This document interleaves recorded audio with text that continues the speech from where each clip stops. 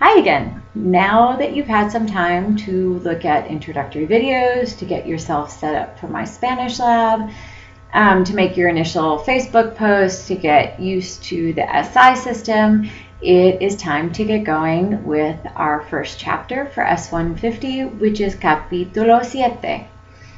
If you remember, I hope, in chapter 6, we got started with the preterite tense, which is one of the simple past tenses in Spanish.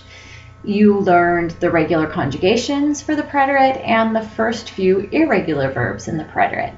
In chapter 7, we will be continuing with irregular verbs in the preterite. We will have 2 sections of irregular verbs that we'll be working with.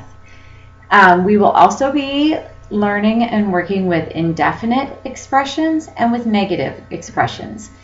Indefinite expressions are those that use words such as algo, which means something or anything, alguien, which is someone, and other words of that nature. For negative expressions, it's the same type of thing where you'll be using negative words. Things like nada, for nothing or not anything, ningún, and others of those natures.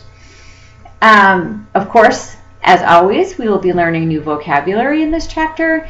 In this chapter, you will be learning ways to talk about activities, about things you like to do in your free time, and vocabulary for deportes, or sports.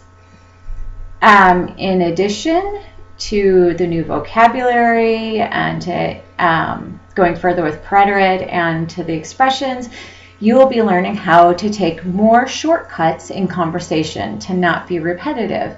And this will be going further with using direct object pronouns and indirect object pronouns.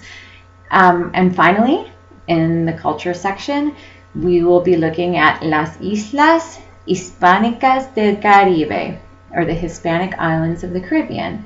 And that would be Cuba, Puerto Rico, y la República Dominicana.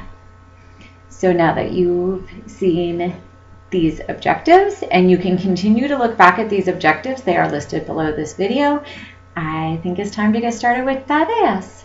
Buena suerte. Adiós.